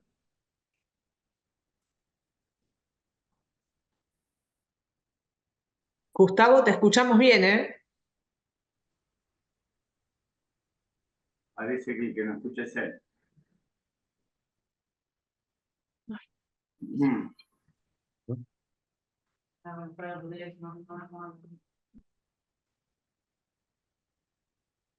Hola. ¿Eh? ¿Estás Mutear saliendo a en el los... audio? Por ahí está hablando... Ah, bueno. Acá me marca como. ¿Se escucha bien? Bueno, dale, bárbaro. Dale, dale, gracias. Chao, chao.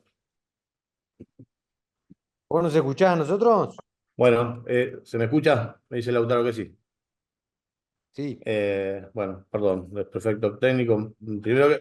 Primero que nada, le agradezco a Gisela que se quedó hasta tarde acá en la oficina, porque si no, no hubiese sabido cómo volver a conectarme. No sé qué pasó, pero de repente me desapareció todo. Bueno, creo que, digamos, lo que estaba diciendo es que tenemos esta facultad del Senado. La tenemos diferenciada para la selección de lo que son magistrados de la Suprema Corte y el procurador.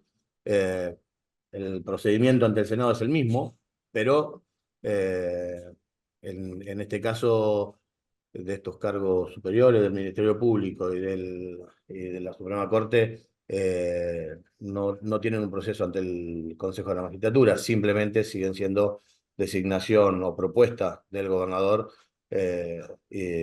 para que el Senado luego del acuerdo, a diferencia de del resto de los cargos del Poder Judicial y del Ministerio Público que sí provienen de una terna que vincula al gobernador y debe seleccionar entre esos tres.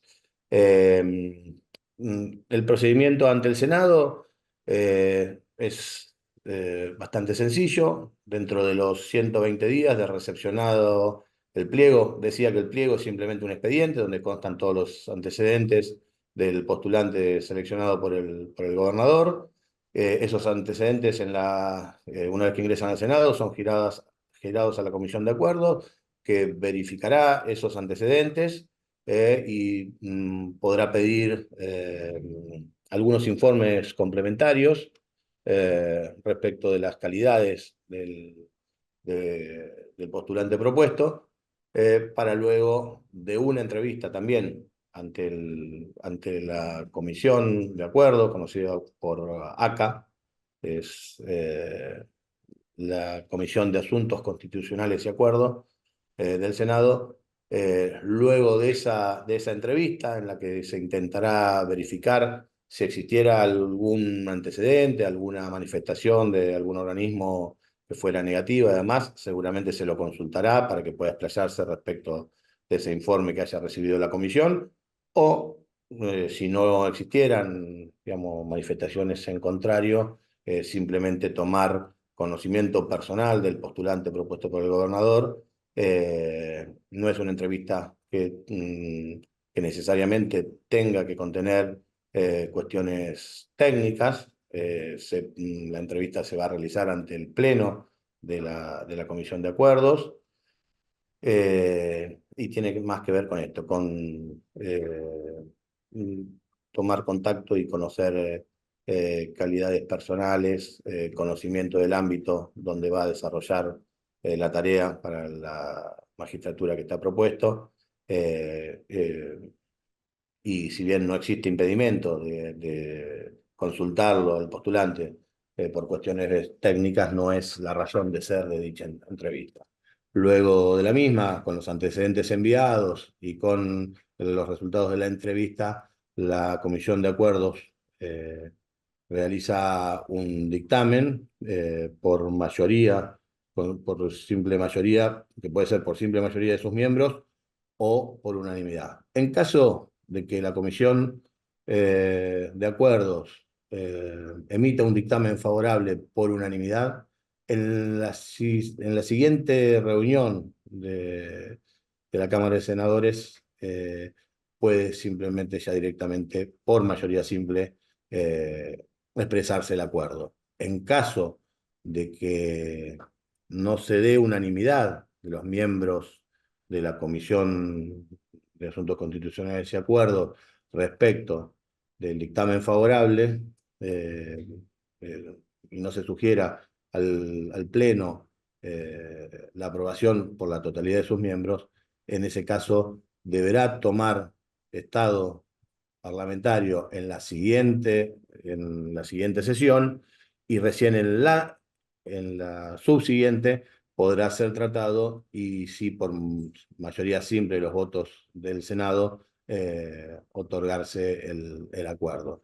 Luego de otorgado el acuerdo, se remite la presidencia del Senado, o sea, a través de la vicegobernación, remitirá al Poder Ejecutivo nuevamente ya el pliego de ese postulante con el acuerdo respectivo, quien realizará un nuevo decreto de registro de esta situación para ya enviarlo a la Suprema Corte, quien pondrá en funciones al magistrado a través de la departamental respectiva para donde tenga el acuerdo.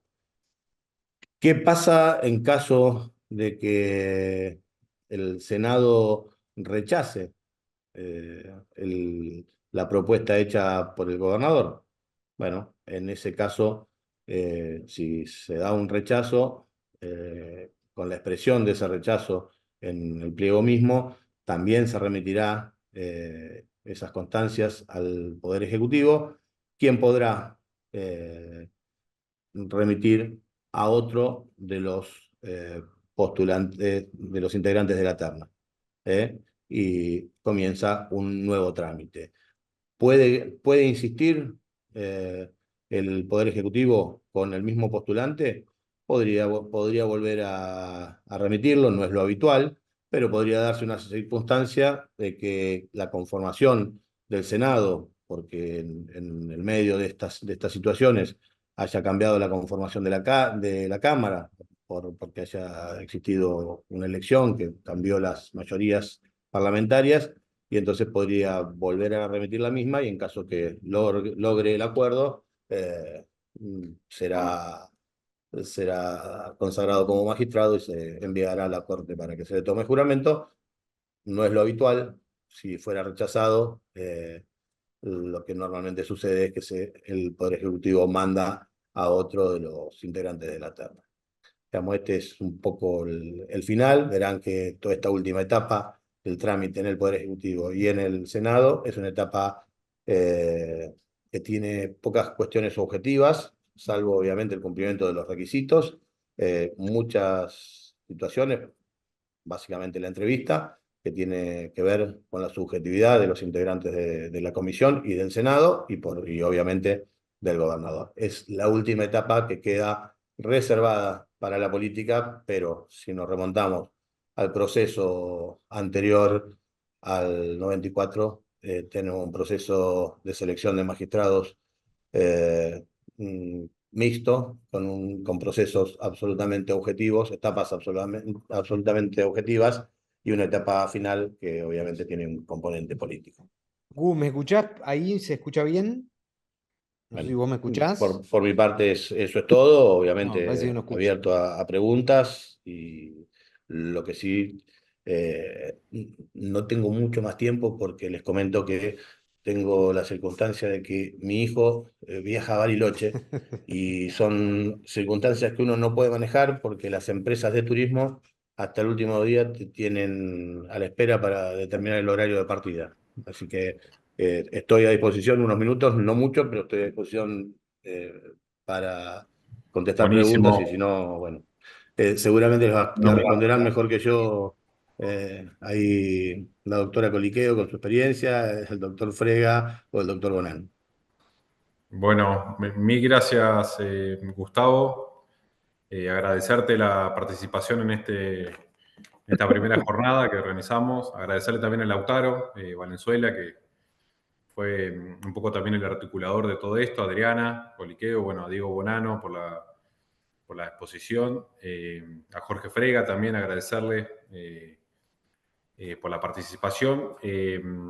Bueno, desde FEJA queremos agradecerles a todos. Poder estar un viernes a las 8 de la noche formándonos y también debatiendo experiencia e ideas de perfiles de expositores que están Bueno, no sé si en en la los minutos diaria yo no escucho. Creo que me escucharon a mí, pero yo no escucho nada. De todo de todo lo que es para la formación de aspirante a la justicia. Nosotros vamos a dejar grabada en la plataforma nuestra de la Fundación la actividad académica, así que para todos los que no pudieron participar y los que están presentes, si quieren volver a verla o tienen una duda sobre algún tema específico, va a estar cargado en nuestra plataforma. Finalizada esta actividad vamos a dejar, le vamos a enviar todo el link con el video y también nuestras redes sociales para que nos sigan. Y bueno, los convocamos para que puedan participar de esta nueva comunidad que estamos empezando a fortalecer y ampliar en todos los lugares del país. Los invitamos a todos y bueno, si querés vos decir, hacer unas palabras, Ayelen. Sí, bueno, sobre todo agradecerle a los expositores, también bueno, al doctor Sos por haber tomado el tema del doctor Pellegrini, también a los participantes. Bueno, con esto damos por finalizada la primera jornada de capacitación para aspirantes a la magistratura de la provincia de Buenos Aires. Ya pronto los vamos a estar invitando a sumarse a otras actividades de la Fundación. Gracias nuevamente a los expositores, al doctor Acef, a la doctora Coliqueo y por supuesto a todos los participantes. Que tengan buenas noches.